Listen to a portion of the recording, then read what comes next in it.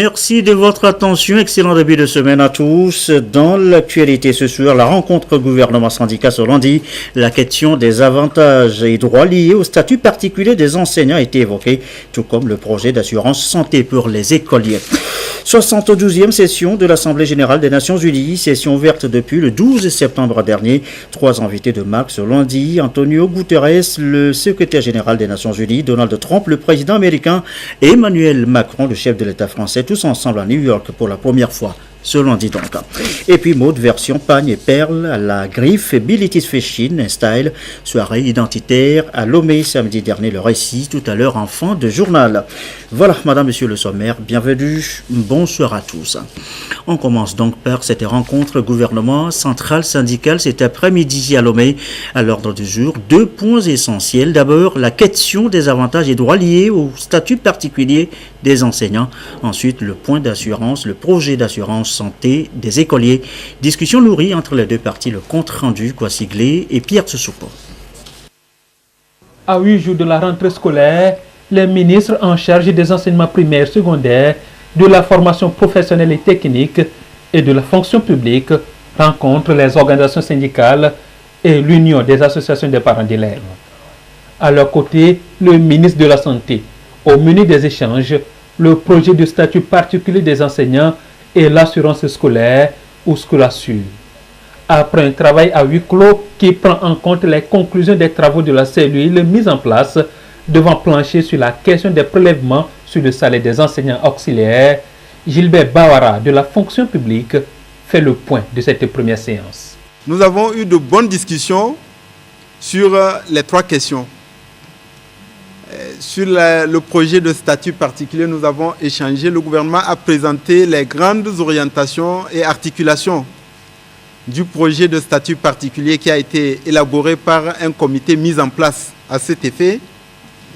Et nous sommes parvenus à la conclusion qu'au-delà des grandes lignes de ce projet, le groupe de travail réuni ici a besoin d'approfondir les échanges et les discussions concernant le projet lui-même et de nous assurer que ce projet bénéficie des observations et de la contribution de tous les acteurs du système éducatif pour qu'il soit le plus consensuel et qu'il permette dans le temps d'améliorer la gestion de notre système éducatif.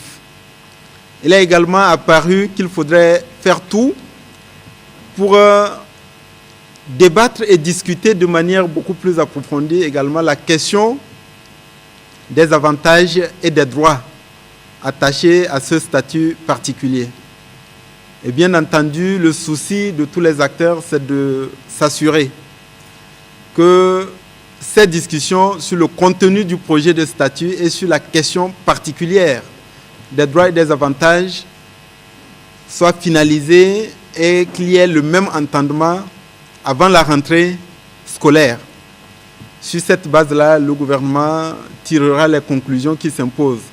Mais le groupe de travail va poursuivre en détail ces discussions à partir de vendredi prochain concernant le contenu du projet de statut et la question des droits et des avantages.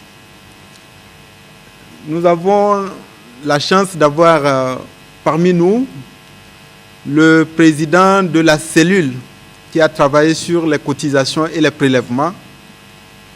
Nous avons donc profité pour qu'il nous présente les grandes lignes des conclusions qui ont été retenues. Et nous avons félicité la cellule pour le travail qui a été effectué. Et nous avons convenu d'exhorter le gouvernement à prendre avec diligence les mesures qui s'imposent pour répondre aux conclusions qui ont été formulées, mais surtout de renforcer la communication et la sensibilisation envers toutes les personnes concernées, qu'il s'agisse des ayants droit ou des ayants cause. Le programme d'assurance au bénéfice des élèves et écoliers pour répondre à la problématique de la couverture maladie et responsabilité civile a été largement abordé. Le gouvernement veut mettre à contribution les centrales syndicales pour la réussite de ce projet. Sur la question de l'assurance scolaire, toutes les entités et composantes ayant pris part à cette réunion ont convenu d'apporter leur contribution pour que ce programme soit mis en œuvre de manière efficace. Un certain nombre de préoccupations ont été soulevées et le gouvernement tiendra compte de ces préoccupations et des questions qui ont été exprimées pour améliorer le programme en lui-même et surtout assurer sa bonne mise en œuvre. Cette rencontre ouvre la voie à d'autres réunions prévues dans les jours à venir pour garantir une année scolaire bien réussie aux apprenants. La décentralisation maintenant, un processus long qui implique au final des charges, des responsabilités pour des collectivités locales. Il faut savoir gérer, d'où d'ailleurs ce forum citoyen sur le développement, une école pour les acteurs impliqués depuis ce matin. La précision, Samuel Debé, Clarisse Aticlé. La société civile togolaise s'engage à accompagner le processus de décentralisation en cours dans le pays. C'est dans cette dynamique que l'ONG Initiative des Jeunes pour le Développement IJD a initié cette rencontre nationale sur la décentralisation.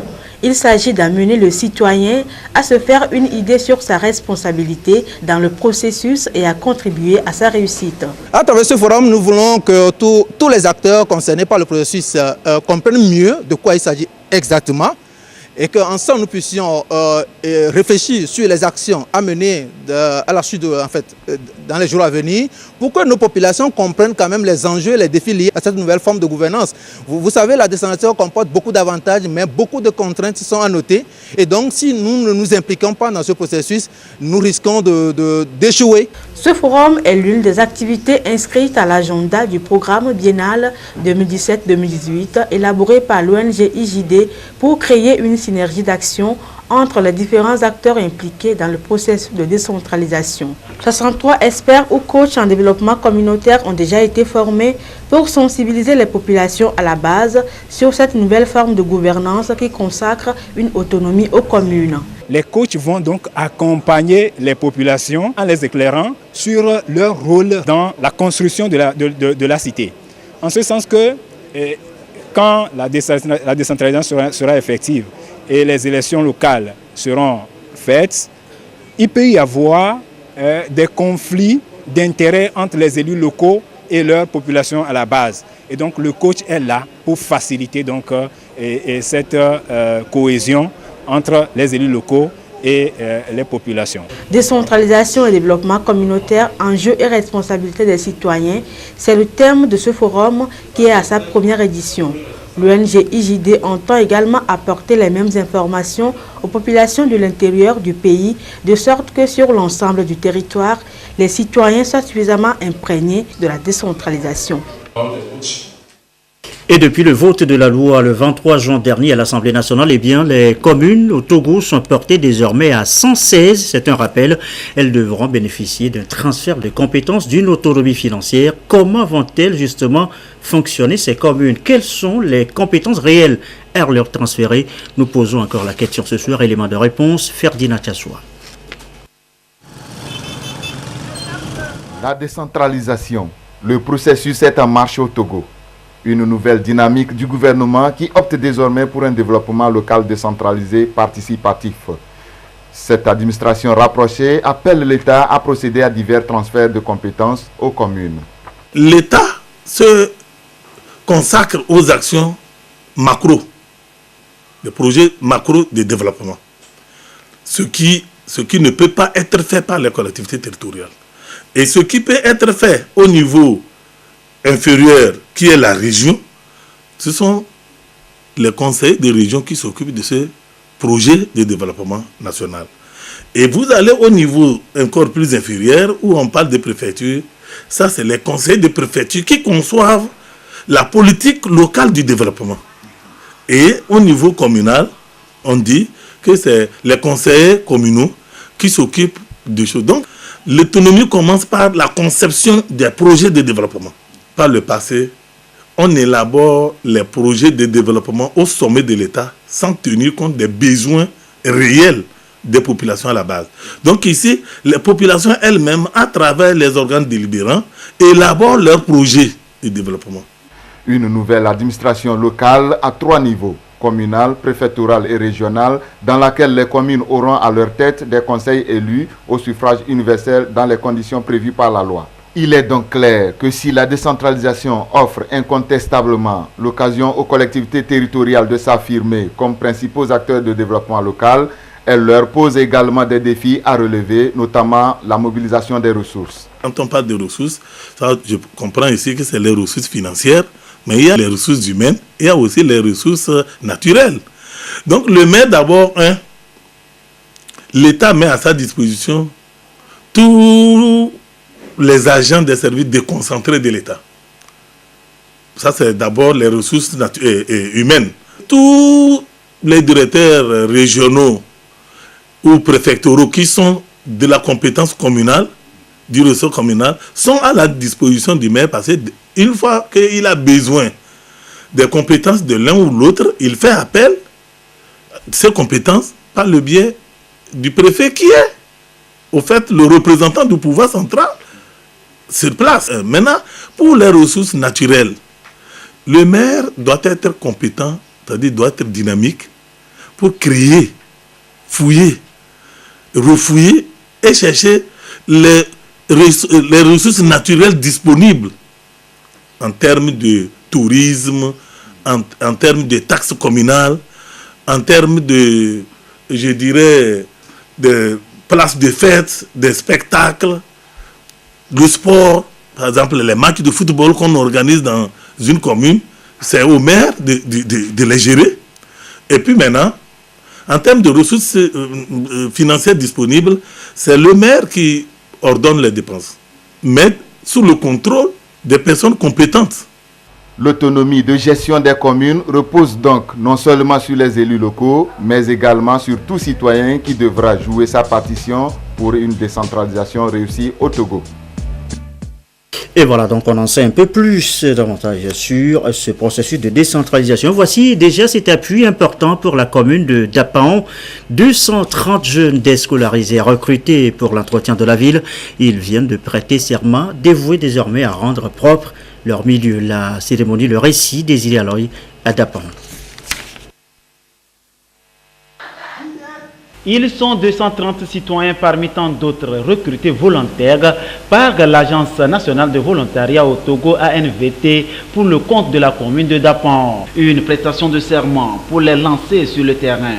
Jeunes déscolarisés, ils sont de la deuxième vague. Un projet pour soutenir globalement ces jeunes qui souhaitent apprendre un métier mais faute de moyens financiers. Les CDQ mènent une activité très importante et ces volontaires d'engagement citoyen viennent en appui à ce que les CDQ font. Maintenant, c'est par rapport à ce plan que les CDQ, en collaboration avec la mairie, définissent les activités que les jeunes vont mener. Le développement inclusif amène ces jeunes à travailler et à s'insérer socio-économiquement dans leur communauté. Le volontariat reste une opportunité pour les jeunes. J'étais élève, mais manque de moyens qui a mis fin à mes études. Avec les moyens, donc, ce service va me donner, bon, ça va m'aider à ouvrir la boutique dont j'avais comme idée. Tant que ta ville est propre et que tu sors, soi-même on peut te qualifier parce que tu viens d'une ville propre. Et je me suis engagée pour faire ce travail. Avec le soutien qu'on va nous donner, je pense à la fin ouvrir mon atelier et faire le travail que j'ai appris. La NVT reste un outil innovant pour la promotion d'un volontariat inclusif basé sur l'engagement citoyen au service du développement. Outre cet engagement, la solidarité, l'inclusion sociale est visée et donne à ces jeunes l'opportunité de contribuer aux solutions de développement du pays et plus particulièrement de leur communauté avec objectif l'éclosion des ODD au Togo.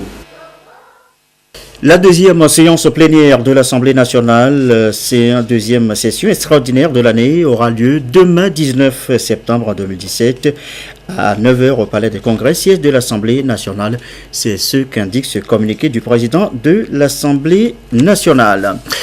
À Kakaveli, Blue Zone ce lundi, ces questions d'actualité pour les jeunes. Cet après-midi, la situation socio-politique du Togo a été largement commentée avec un hymne à la paix envisagé comme l'aboutissement, la solution à toutes les crises. Le compte rendu, Théophile Épée et Pouessala. Une rencontre avec les jeunes qui ouvre le débat sur les actualités économiques et sociopolitiques au Togo. À Kakaveli, les membres du Conseil national de la jeunesse et du collectif des jeunes pour le développement sont venus échanger avec les jeunes sur les questions de développement. Un rendez-vous de partage où les notions de paix sont au centre des échanges. Des approches de solutions ont été apportées à plusieurs questions dans la perspective du développement durable. Ils veulent faire comprendre à la jeunesse qu'on peut sortir sur la route, réclamer nos droits, mais ne pas faire la violence, ne pas faire détruire les biens que nous avons. Plutôt, on doit préserver ça, on doit garder ça soigneusement pour construire d'autres, pour ajouter. Nous, dans notre association, on est en train de se battre pour que cette jeunesse reste dans la paix qui existe dans notre pays. De telles rencontres sont encore prévues dans les jours à venir pour amener davantage la jeunesse togolaise à plus de civisme et du patriotisme. Idem à Madaromé, où les jeunes discutent, échangent, questions de politique intérieure, la situation sociopolitique évoquée. Là aussi, c'est un reportage de Nathalie Panengui. Avec les jeunes d'Amadahomé, les échanges ont porté sur les réformes institutionnelles et constitutionnelles, le contenu de la Constitution de 1992 et le comportement adopté pour préserver le climat de paix qui a toujours régné au Togo.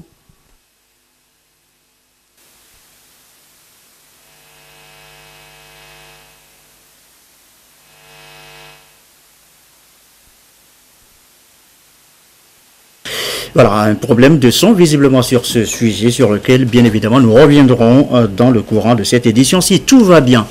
La suite, on connaît le vivre ensemble avec beaucoup d'appels lancés d'ailleurs ici et là pour préserver justement notre vivre ensemble. Voici désormais le libre ensemble, nouveau concept vulgarisé dans l'espace francophone par l'OIF, l'Organisation internationale de la francophonie. Ça part d'un constat, la radicalisation des jeunes qui se laissent aller aux actes de violence. Une campagne de sensibilisation a commencé d'ailleurs ce lundi sur ce nouveau concept, le libre ensemble. Les précisions, Diane Milinkib, Augustin Kossi.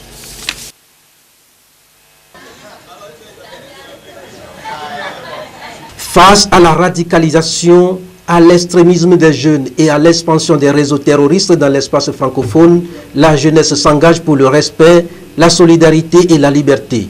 À travers le concept Libre Ensemble, l'Organisation internationale de la francophonie entend mobiliser la jeunesse autour des valeurs de paix et soutenir les projets de citoyenneté. Il s'agit donc d'une initiative pour mobiliser toutes les sources et ressources en faveur du respect mutuel, en faveur de la compréhension, en faveur du dialogue, en faveur de la paix.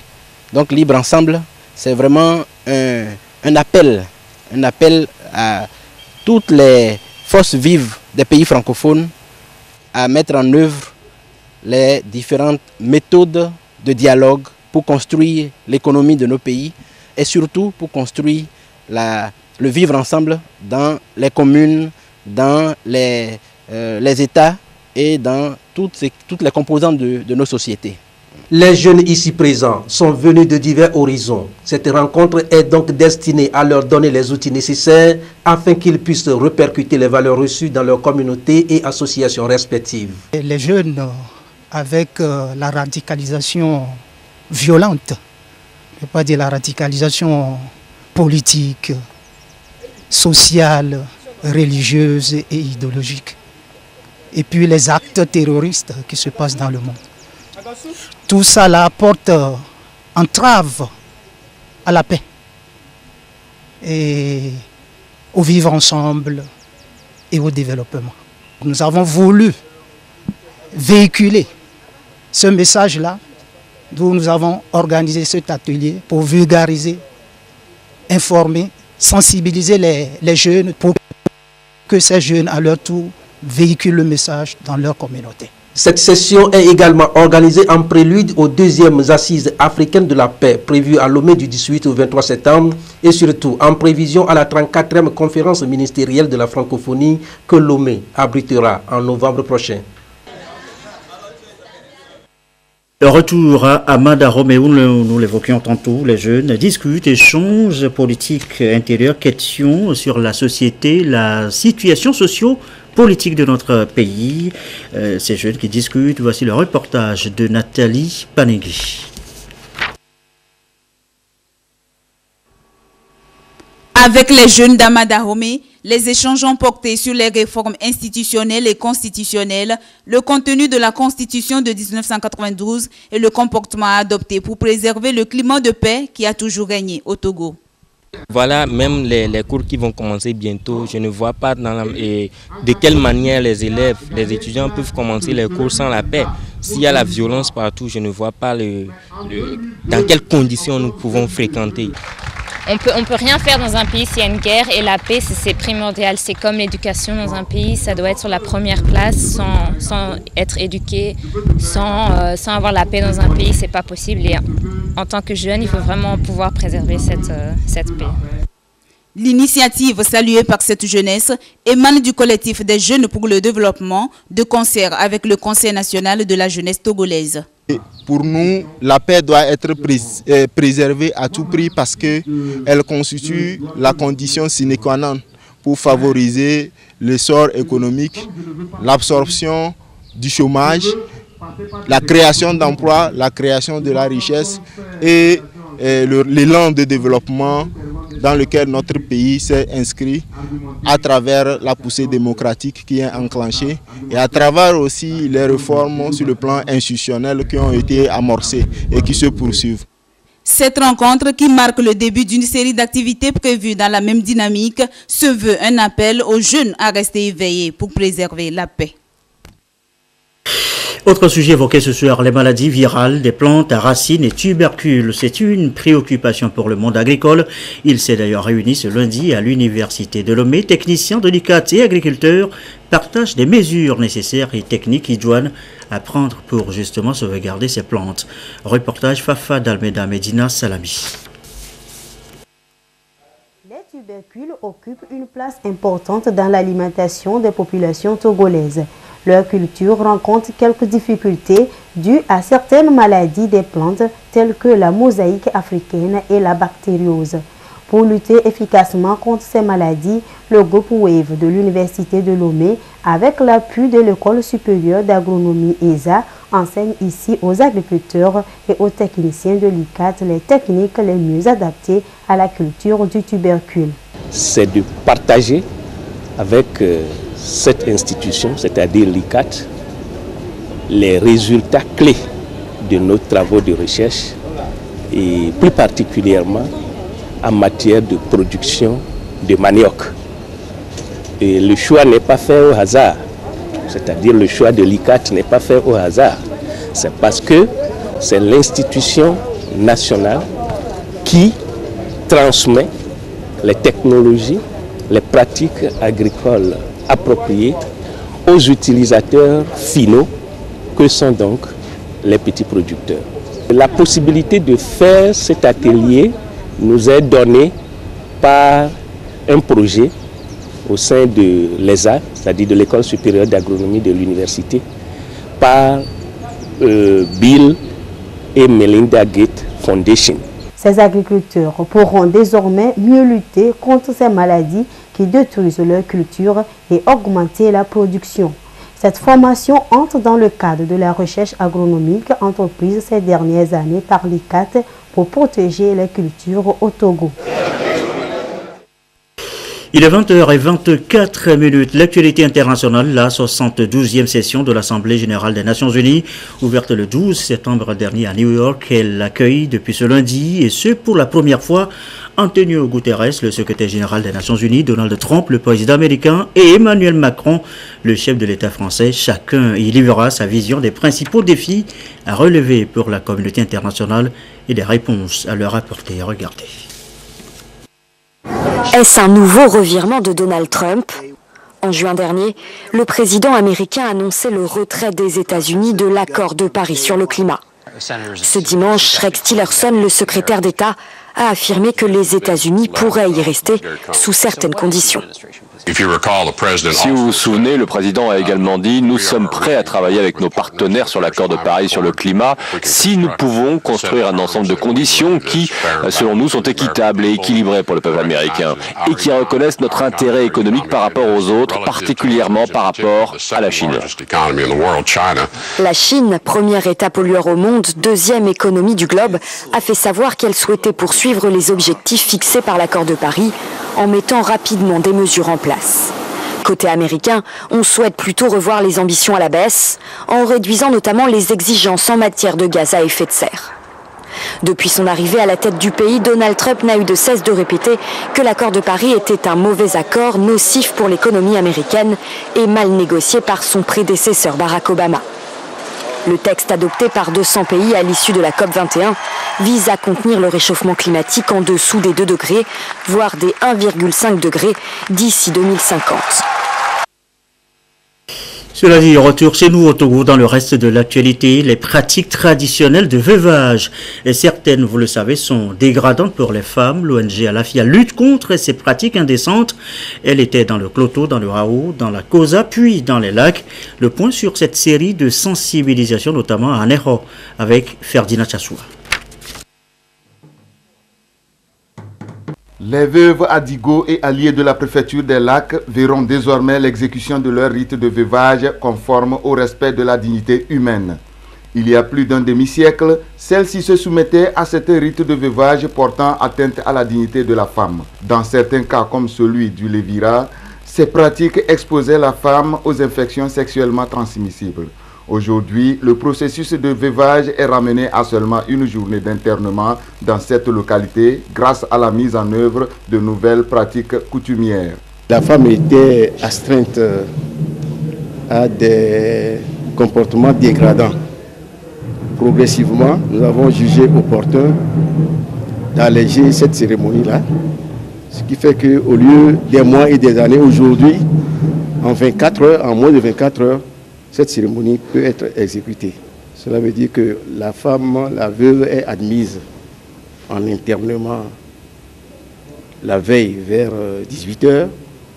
Le lendemain, vers 8h, elle est libérée, elle rentre chez elle, comment dirais-je, avec un nouveau statut. Nous avons obtenu, par notre manière, l'autorisation de nos ancêtres parce que c'est eux qui avaient institué cette cérémonie-là. Cette réduction de pratiques coutumières de veuvage est une initiative de l'ONG Alafia à travers son projet Éradication des pratiques coutumières néfastes du veuvage. Depuis l'année passée, nous sommes dans les lacs et nous avons mené des activités, des plaidoyers, des séances de formation. Ce matin, de bonne heure, ils ont revu. Ils ont éradiqué, ils ont fait des cérémonies sur les anciennes pratiques qui sont néfastes pour la santé de la femme. L'objectif d'Alafia, c'est, s'il le faut, conquérir tout le Togo et alléger, surtout au niveau des cérémonies de veuvage. Officiellement lancé en octobre dernier, ce projet est à sa phase d'exécution. Après les préfectures de Kloto, de Hao, de la Kosa et des Lacs, l'équipe de l'ONG Alafia est attendue dans la préfecture de Dankben, prochaine étape de sa campagne de sensibilisation. À suivre maintenant de la mode pour terminer avec ces stylistes venus d'ici et d'ailleurs, réunis à Lomé sous la griffe Fati Mode. Ils étaient sur le plancher samedi avec leurs différentes collections, une soirée de solidarité africaine par la mode et le défilé. Nous reviendrons sur ce concept-là dans nos prochaines éditions. De la mode encore, version pagne et perles, richesse africaine en exhibition. Toujours ce samedi à Lomé, là c'est Bilitis Fashion Show, les héritages colorés, c'est le label de la soirée pour affirmer l'identité culturelle et artistique du continent. Quoi sigler Serge Saston avec Pierre Tsoukou.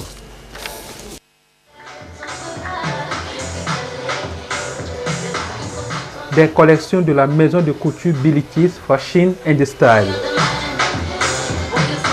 De la collection ballet des voiles à la collection ballet des tisserands, Bilitis donne tout d'elle, tout de son talent artistique. La troisième collection dénommée Maha marque ici les aventures du styliste vers l'Occident. Pour cette deuxième édition des héritages colorés, La styliste montre qu'au-delà de la mode, elle fait aussi du social. Je valorise le patrimoine culturel de notre pays et de Mère Afrique. Donc c'est les héritages, tout ce que j'ai hérité de mes parents, le pagne imprimé, le pagne tissé, les perles d'Afrique, les perles en céramique, les pâtes de verre et tout. Donc c'est tout ce que nous avons valorisé au travers de cette collection. La nouveauté pour cette édition, c'est le volet caritatif. On a mis au cœur des héritages colorés les non-voyants de Palimé qu'on a voulu soutenir. Donc les recettes de cette soirée seront reversées au centre des non-voyants de Palimé. Les différents modèles portent les griffes de Biltis. Multiculturelle, elle accompagne son vestimentaire avec des accessoires, notamment des sacs, des colliers et des boucles d'oreilles. C'est un défilé qui nous a agréablement surpris parce que nous avons assisté à une collection et surtout la deuxième collection faite avec des tissus de nos tisserands au Togo. C'est vraiment magnifique avec plein de couleurs. En tant qu'homme, je m'attendais à voir des choses de femmes, mais j'ai été surpris et agréablement d'ailleurs de voir aussi une collection masculine très réussie avec des accessoires de ouf. Le caractère social m'a beaucoup touché. Le fait qu'elle ait pensé aux non-voyants, c'est déjà une grande chose. La styliste, à travers ses différentes créations, veut s'imposer sur le marché de vêtements à l'échelle nationale et internationale. Son savoir-faire artistique, exprimé à travers ses œuvres, dit-elle, est la source de ses aspirations à aller plus loin.